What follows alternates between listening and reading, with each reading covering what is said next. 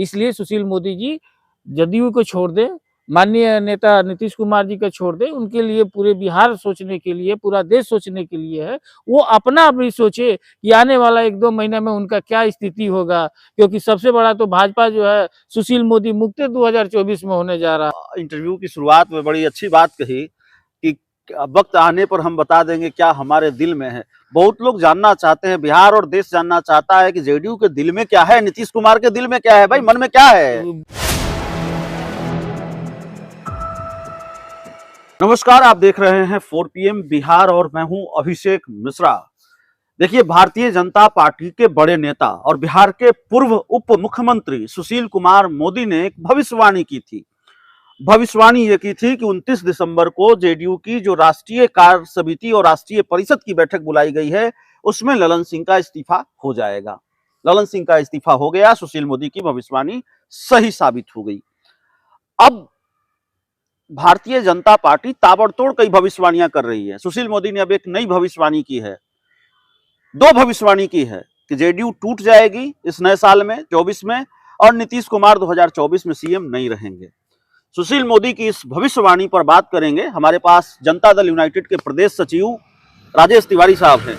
तिवारी साहब, साल का पहला दिन है और साल के पहले दिन से ऐसा लगता है बीजेपी के मुताबिक कि आपकी पार्टी पर खतरा मंडरा रहा है। सुशील मोदी कह रहे हैं कि पार्टी भी टूटेगी और नीतीश कुमार सीएम की कुर्सी से भी उतरेंगे। देखिए, एक राम प्रसाद बिस्मिल जी का पंक्ति है जी। वक्त आने दे बता देंगे तुझे ऐ आसमां, अभी से हम क्या बताएं क्या हमारे दिल में है। जी।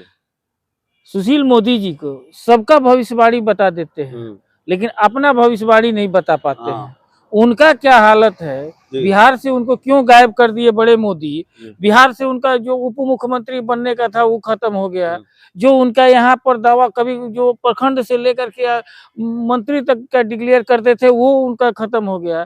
केंद्र में सूट बूट सिवाते रह गया, उसके बाद भी जो है मंत्री नहीं बनाए बड़े मोदी जी, वो नहीं भविष्यवाणी कर पाए। और अप्रैल में जो उनका राज्यसभा खत्म हो जा रहा है और जा रहे हैं मार्गदर्शक मंडल में, थोड़ा उसके भी बारे में कुछ बोल लेते कि क्या होने वाला है। सबका बता दे रहे हैं, लेकिन उनका क्या स्थिति होगा। इसलिए सुशील मोदी जी जदयू को छोड़ दे, माननीय नेता नीतीश कुमार जी को छोड़ दे, उनके लिए पूरे बिहार सोचने के लिए, पूरा देश सोचने के लिए है। वो अपना भी सोचे कि आने वाला 1-2 महीने में उनका क्या स्थिति होगा, क्योंकि सबसे बड़ा तो भाजपा जो है सुशील मोदी मुक्त 2024 में होने जा रहा है।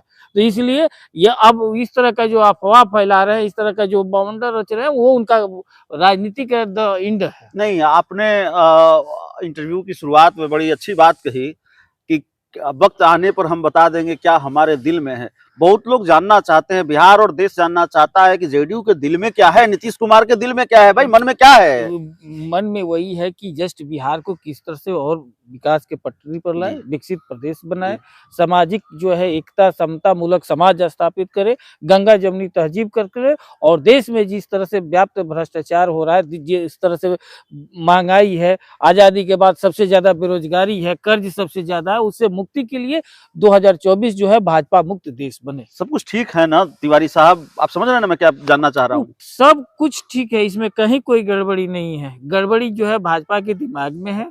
अब बताइए कि इन लोग जिस तरह का ये कह रहा है, जिस तरह से अब गिरिराज सिंह, आप देख लीजिए, जितना नेशनल से लेकर के जितना सर्वे सब कोई कह रहा है कि भाजपा में जो है अगर बिहार में किसी का टिकट कट रहा है तो गिरिराज सिंह का कट रहा है। उनके जगह पर राकेश सिन्हा से लेकर के और लोग तरह तरह का नाम आ रहा है, और वो अब दूसरे को कर रहे हैं। बेचारे इस तरह का फ्रस्ट्रेशन में है कि वो अपना जो है बचाने के लिए लगे हुए। जेडीयू के राष्ट्रीय अध्यक्ष बदले गए नीतीश कुमार ने अपनी पार्टी की कमान अपने हाथ में ले ली है।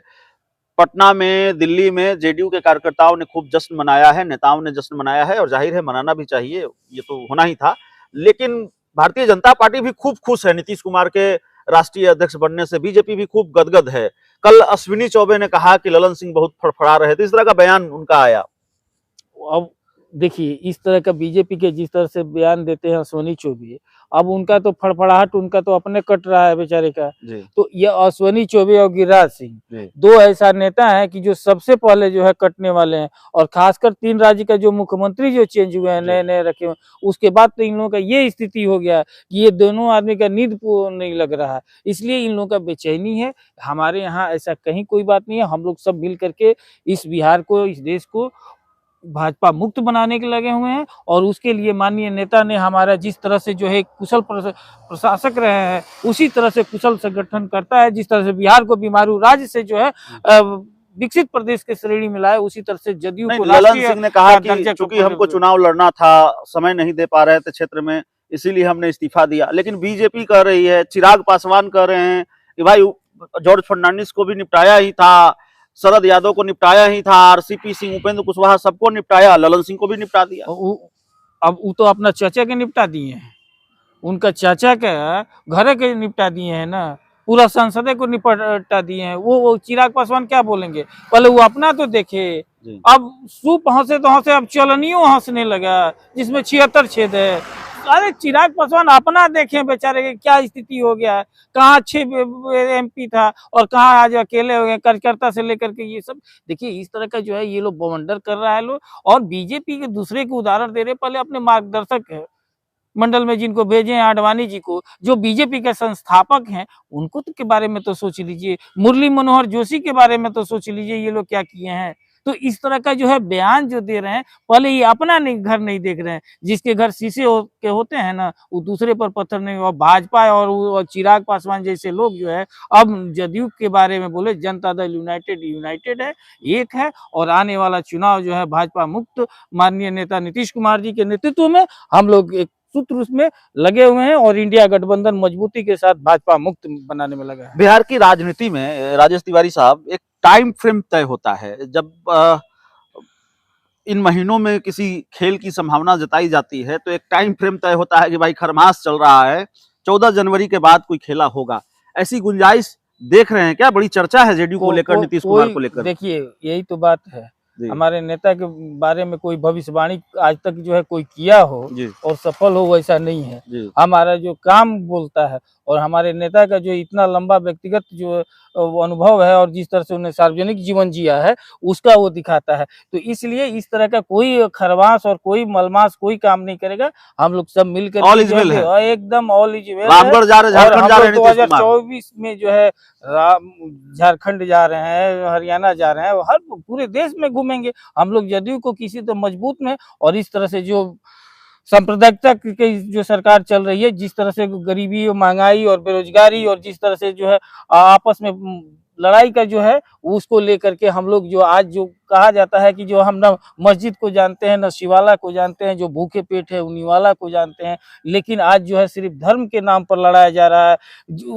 बात बात पर आज देखिए, आज जो 80% जिस देश में गरीबों के लिए खाना दिया जा रहा है, आज जो लोग आवास नहीं मिल रहा है, और कह रहे हैं कि हम इनको आवास दे दिए, भगवान को ही ये लोग देने लगे, ठाट देने लगे हैं। अरे कम से कम भगवान तो है ही है, सबके दिलों में रहते हैं, सबके आराध्य हैं, कम से कम गरीबों के लिए तो कीजिए।